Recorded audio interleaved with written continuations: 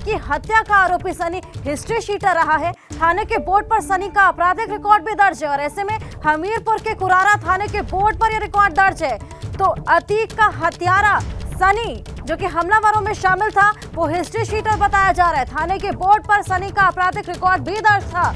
हमीरपुर के कुरारा थाने के बोर्ड पर उसका रिकॉर्ड मिला है जिसमें आपराधिक रिकॉर्ड बताया जा रहा है। थाने के बोर्ड पर सनी का आपराधिक रिकॉर्ड मिला है, ऐसे में हमीरपुर के कुरारा थाने के बोर्ड पर यह रिकॉर्ड दर्ज किया गया है। सनी सिंह शूटर है, थाना कुरारा ये है। यहाँ पर आपको दिखाना चाहूंगा, ये सूची लगी हुई है हिस्ट्री सीटर की। जैसा कि यहाँ मैं आपको 13वें नंबर पर दिखाना चाहूंगा। 13वें नंबर पर देखिए साफ लिखा हुआ है, पुराने उर्फ सनी सिंह पुत्र जगत सिंह, निवासी कस्बा कुरारा। आप देख सकते हैं 13वें नंबर पर ये नाम अंकित है सनी सिंह का, जिसका नाम है पुराने। फिलहाल मैं बता दूं, इस थाने में जो उसने पहली बार क्राइम किया, इस थाने में ही आके उसकी पहली FIR लिखी गई और FIR लिखने के बाद वो कई बार जेल भी गया। लगभग इस पे जो मुकदमे हैं, लगभग 17 मुकदमे दर्ज हैं सनी सिंह के ऊपर। आपको चीज़ बता दूंगा, जब ये जेल में बंद था तो जेल में बंद होने के दौरान वहाँ पर भाटी, सुंदर भाटी भी बंद था। उसके संपर्क में कई सालों रहा है जब भाटी वहाँ पर बंद था जेल के अंदर। तो उसके साथ मिलकर इसका जो आपराधिक इतिहास है, जो मन में अपराध करने की जो उसकी क्षमता थी और जो अपराध करने का जो उसको बढ़ावा मिला, सुंदर भाटी से मिला।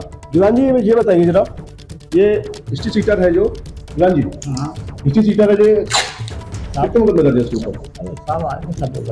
अरे कुछ जैसे कि ये बता रहे हैं कि लगभग जो रजिस्टर है, जो इंचार्ज है यहाँ के पवन पटेल, उनके पास रजिस्टर पहुंच गया है। फिलहाल जो जानकारी हमको है, लगभग 17 मुकदमे दर्ज है इस हिस्ट्री सीटर और शूटर सनी सिंह के ऊपर। अरुण श्रीवास्तव, ABP गंगा, हमीरपुर। बिल्कुल जैसे कि आपने सुना, हमीरपुर के कुरारा थाने के बोर्ड पर रिकॉर्ड दर्ज है, आपराधिक रिकॉर्ड मिला है, थाने के बोर्ड पर लगा हुआ मिला है। बताया जा रहा है कि अतीक की हत्या का जो आरोपी सनी था वो हिस्ट्री शीटर था और उसकी क्रिमिनल हिस्ट्री भी रही है।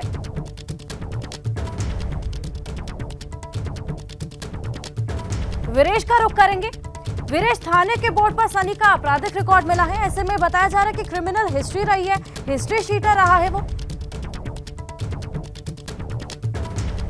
देखिए एक बड़ी खबर आ रही है, आपको मेरी आवाज आ रही हो तो मैं एक बड़ी खबर आपको दे दूं सोर्सेस के हवाले से। बड़ी खबर आ रही है, बड़ी खबर ये आ रही है कि प्रयागराज में किसी को कार्यवाहक पुलिस कमिश्नर बनाकर भेजा जा सकता है। संजय प्रसाद मुख्यमंत्री के आवास 5 कालीदास पहुंचे हैं, जो प्रमुख सचिव गृह हैं। जी हां, यहां की रिपोर्ट लेकर और प्रयागराज की आबो हवा को लेकर मुख्यमंत्री के आवास पहुंचे हैं प्रमुख सचिव गृह संजय प्रसाद। खबर आ रही है सोर्सेस से, उच्च पदस्थ सूत्रों से बड़ी खबर आ रही है। जी हां, बड़ी खबर आ रही है कि प्रयागराज में कार्यवाहक पुलिस कमिश्नर बनाकर किसी को भेजा जा सकता है। आनन फानन में प्रयागराज की स्थिति को नियंत्रण में करने के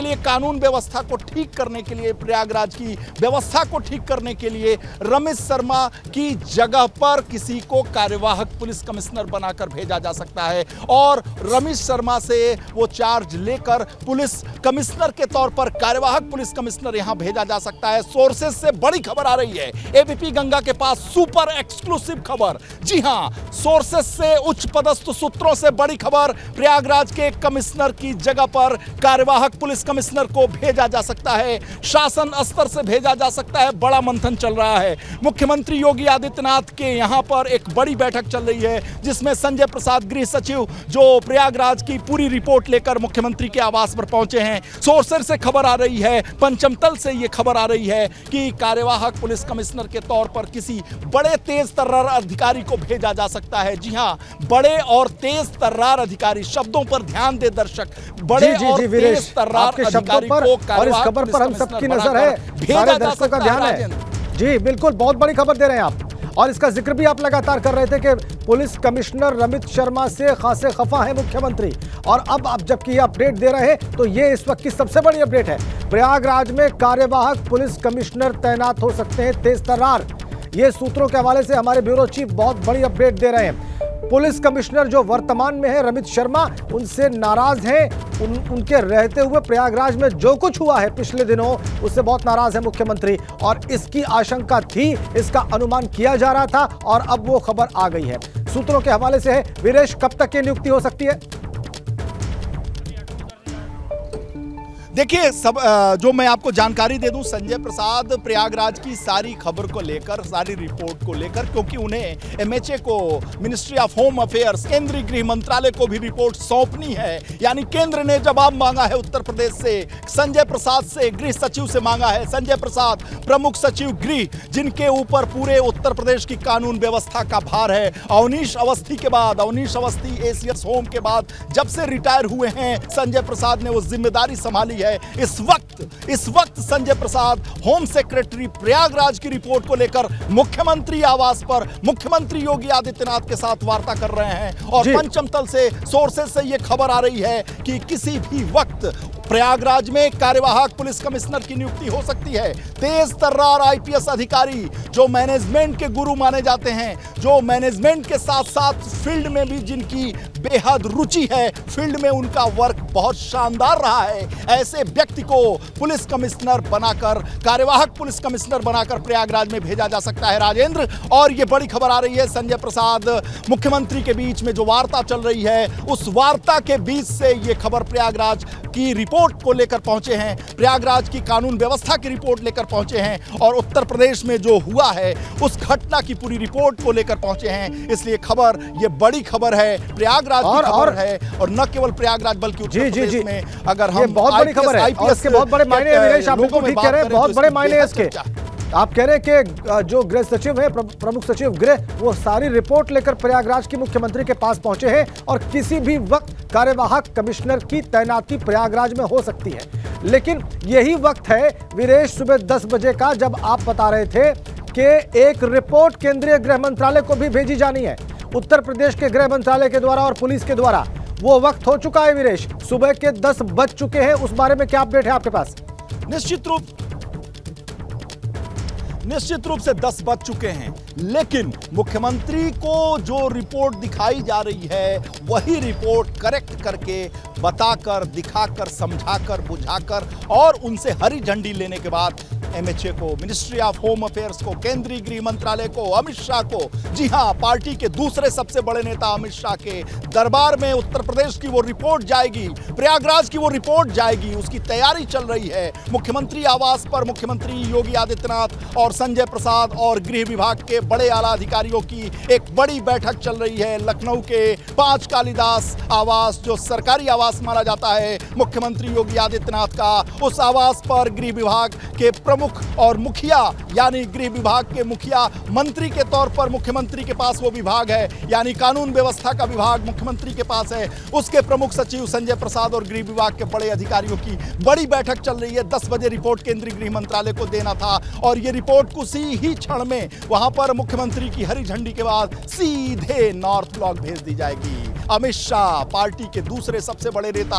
और देश के गृह मंत्री, देश की सुरक्षा का भार जिस व्यक्ति के ऊपर है, उसके विभाग में, यानी उसके सचिव, उनके सचिव के पास वो रिपोर्ट चली जाएगी। जब देश में जल पर, नभ पर, थल पर कहीं भी कोई भी घटना होती है, तो एमएचए के रिपोर्टर के तौर पर मेरा जो अनुभव है, मैंने भी एमएचए की रिपोर्टिंग की है दिल्ली में, इसलिए मैं जानता हूं कि जल पर, थल पर, नभ पर, देश में कश्मीर से लेकर कन्याकुमारी तक कोई भी घटना हो, उसकी report home ministry, MHA, ministry of home affairs तलब करती है। वो रिपोर्ट रात में तलब की थी, उसी रिपोर्ट को किसी क्षण भेजा जा सकता है दिल्ली।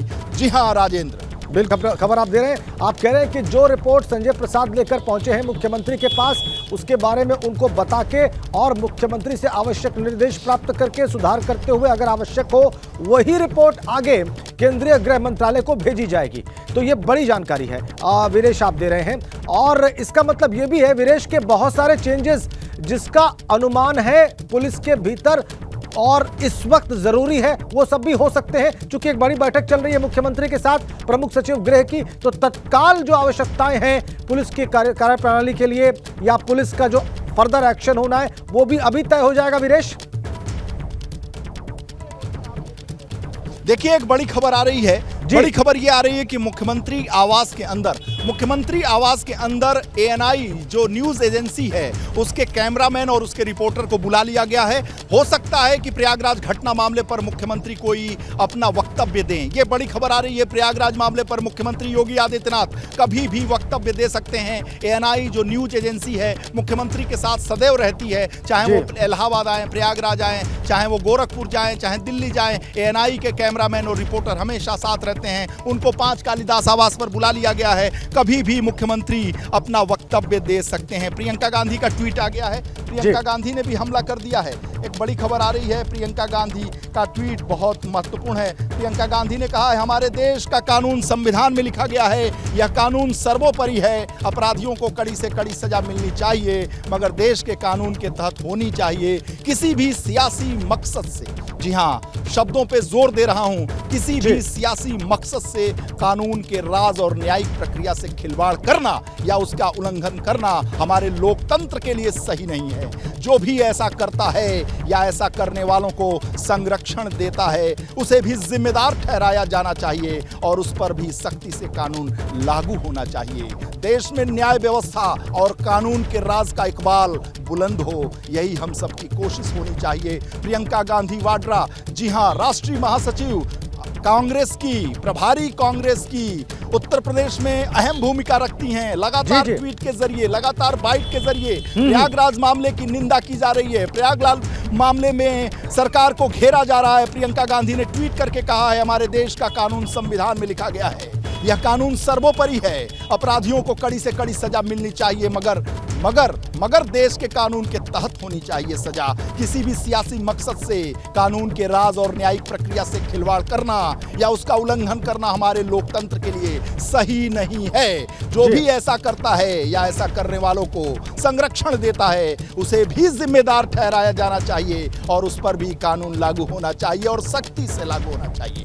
देश में न्याय व्यवस्था और कानून के राज का इकबाल बुलंद हो, यही हम सबकी कोशिश होनी चाहिए। राजेंद्र, राजनीति भी प्रयागराज मामले पर लगातार गर्म होती जा रही है। लेकिन ये ट्वीट जो है वीरेश, उत्तर प्रदेश के अभी आपने प्रियंका गांधी वाड्रा का रखा है, दिल्ली में मौजूद हैं। जी, ये जो ट्वीट अभी आपने प्रियंका गांधी वाड्रा का पढ़कर सुनाया हमारे दर्शकों को, ये जो दूसरे विपक्षी दलों के नेता हैं उससे कहीं ज्यादा संतुलित हमला है। इसमें वो ये कह रही हैं कि सजा मिलनी चाहिए लेकिन कानून के तहत मिलनी चाहिए और कोई राजनीतिक मकसद अगर इस प्रकार की वारदात के पीछे है तो वो भी सामने आना चाहिए। तो जो असदुद्दीन ओवैसी ने कहा, जो मायावती ने कहा, जो अखिलेश यादव ने कहा और जैसे सीधा हमला बोला उत्तर प्रदेश सरकार को घेर कर, वैसा ये आक्रमण नहीं है, उससे कुछ अलग जान पड़ता है वीरेश। देखिए राजेंद्र, आप भी राजनीति के बहुत बड़े चितेरे हैं, जानकार हैं और आप भी जानते हैं और मैं भी जानता हूं, जो राष्ट्रीय पार्टियां हैं उनका दायित्व बड़ा होता है, उनके नेतृत्व का दायित्व बड़ा होता है, उनकी जिम्मेदारी बड़ी होती है। उनको पूरे देश में राज करना होता है। एक प्रदेश में कही हुई बातों को दूसरे प्रदेशों में लागू करना होता है। यूं नहीं कि क्षेत्रीय दल एक प्रदेश में बोले और वहीं पे निपटा दिए, जब आएंगे तो आएंगे, नहीं आएंगे तो नहीं आएंगे। आज कांग्रेस छत्तीसगढ़ में है तो राजस्थान में भी है, तो कहीं और आने का मुराद लिए हुए है, हिमाचल में आ चुकी है। इसलिए प्रियंका गांधी वाड्रा राष्ट्रीय महासचिव उत्तर प्रदेश की प्रभारी, और आपने बिल्कुल सही तरीके से सही फ्रेम में इस ट्वीट को देखा है और सामने रखा है। राष्ट्रीय दलों के नेता जो वक्तव्य देते हैं उसका अर्थ और उसके मकसद अलग हो सकते हैं, उसका नजरिया अलग हो सकता है। एबीपी गंगा, खबर आपकी, जुबान आपकी।